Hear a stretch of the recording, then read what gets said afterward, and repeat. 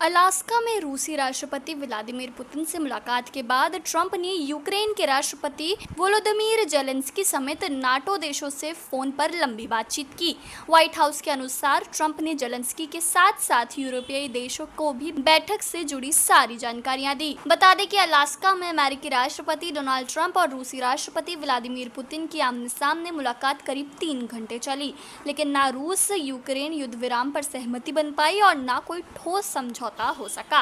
Trump ने कहा, कोई समझौता तब तक नहीं होता जब तक असल में समझौता नहीं हो जाता। उन्होंने यह भी स्वीकार किया कि दोनों देश किसी समझौते तक नहीं पहुंच सके।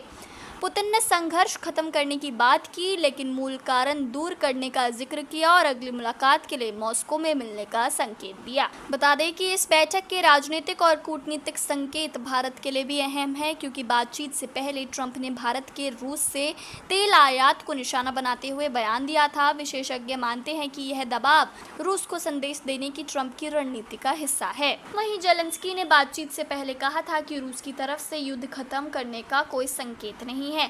ट्रंप पुतिन मुलाकात के कुछ घंटे बाद जेलेंस्की का पहला बयान सामने आया। जेलेंस्की का कहना है कि वह सोमवार को वॉशिंगटन डीसी में राष्ट्रपति ट्रंप से बातचीत के लिए मिलेंगे। करीब 3 घंटे चली इस मुलाकात के बाद पुतिन ने कहा कि यूक्रेन में चल रहे संघर्ष को खत्म करने में रूस ईमानदारी से रुचि रखता है। उन्होंने युद्ध को एक त्रासदी बताया, लेकिन जोर देकर कहा कि किसी टिकाऊ समझौते के लिए पहले संघर्ष के मूल कारणों को खत्म करना होगा। पुतिन ने पश्चिमी देशों और यूक्रेन को आगाह किया कि शांति प्रक्रिया में किसी तरह की बाधा या नुकसान ना पहुंचाई जाए। अपनी टिप्पणी में उन्होंने इस मुलाकात को संघर्ष के समाधान की दिशा में एक स्टार्टिंग पॉइंट करार दिया। ट्रंप के साथ अपने रिश्ते को व्यावसायिक बताया और ट्रंप के उस दावे से सहमति जताई कि अगर वह 2020 के चुनाव के बाद भी पद पर बने रहते हैं तो युद्ध शुरू नहीं होता। वहीं ट्रंप ने दावा किया कि दोनों के बीच कई मुद्दों पर सहमति बन गई, लेकिन कुछ मुद्दे अभी भी बचे हुए हैं। साथ ही उन्होंने यह भी कहा कि कोई समझौता तब तक नहीं होता जब तक असल में समझौता नहीं हो जाता। उनके अनुसार बातचीत में प्रगति हुई है, लेकिन फिलहाल समझौते तक नहीं पहुंचा जा सका है। उन्होंने कहा, हम वहां तक नहीं पहुंच सके। वहीं आपको बता दें कि जेलेंस्की का पिछला अमेरिका दौरा काफी खराब रहा था।